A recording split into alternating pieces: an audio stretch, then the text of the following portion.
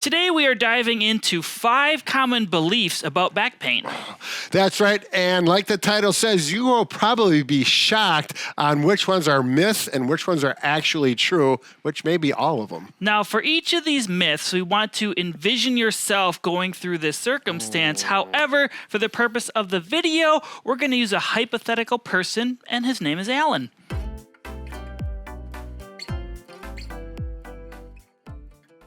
I'm Brad. I'm Mike, and behind the scenes we have Bob, and together we are the most famous physical therapy team on the internet. In our opinion, of course, Mike. Let's go to myth number 1. Can we do that? We can. Okay. Myth number 1, manual labor is harder on your back than sitting. So in the situation with Alan, he works a desk job, sits most of the day. He thought he was fine because he was not lifting any heavy objects at work, but he's still having back pain.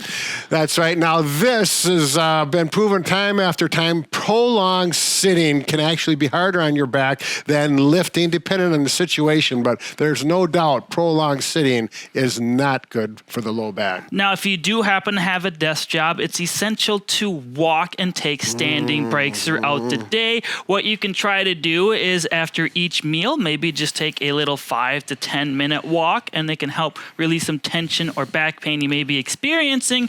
And a tip you can try is actually standing and walking with your hands behind your back like this. It helps encourage a nice upright posture, gets you out of that flex position you often get stuck in while working at a desk. There you go. Let's go to myth number 2 with Alan. Avoiding exercise is best for back pain.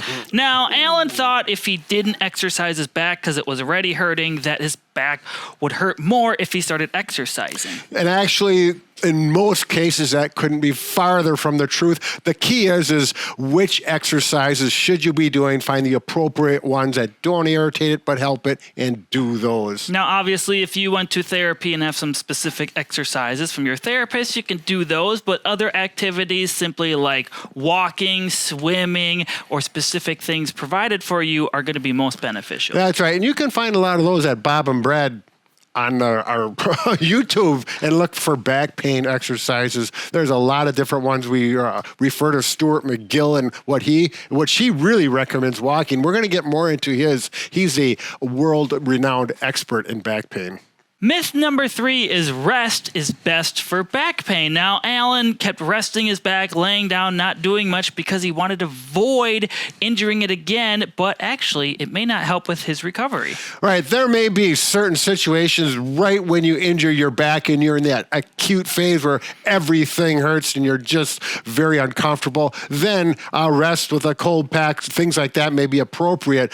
But within a day or two, you need to start moving and find out what movements like we had just covered. So most experts say they might stay, but they also say moderate activity is beneficial. Now, we're not saying go back to lifting heavy weights in the gym if you happen to do that right away, but just getting up and moving, gentle range of motion, do any activities that feel good can be beneficial for you. That's right. So we call it light movements, doing things gently, carefully, and of course you're going to watch your body mechanics and keep that back protected while you're moving. Use good judgment.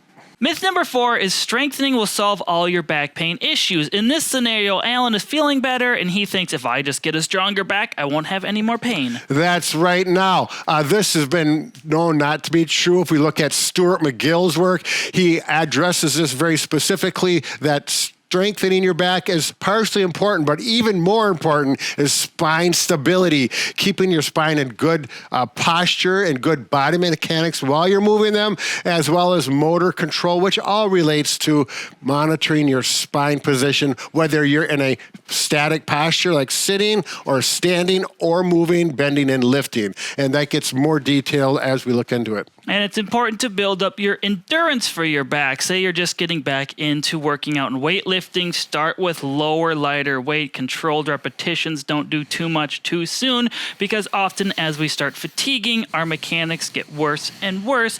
So build up slow over time, get that endurance going. That's right. Myth number 5 is stretching will save your back. Now, in this scenario, Alan thought if I start stretching some more, it'll help relieve my pain and I won't have to deal with it anymore.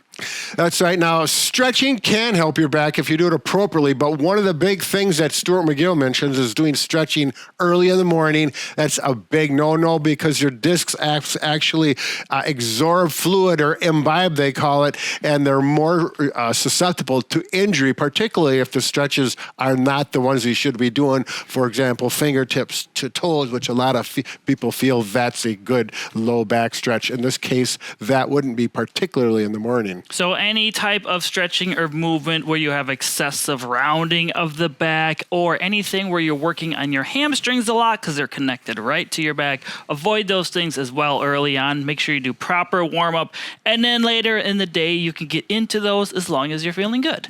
That's right. Now, we did want to go back to strengthening exercise. We said you don't need to strengthen, or don't strengthen a lot, but there are 3 strengthening exercises that Stuart McGill does encourage, and he specifically outlines these. We're not going to go through them in this video, but you can. We're going to put a link to one of his videos, or one of our videos, that show he calls them the big 3 core strengthening exercises that are appropriate. And if you like this video, make sure to subscribe if you haven't already, and leave a comment down below if any of these tips helped you out. That's right. Take care of your back. We all want to see you back in the goal.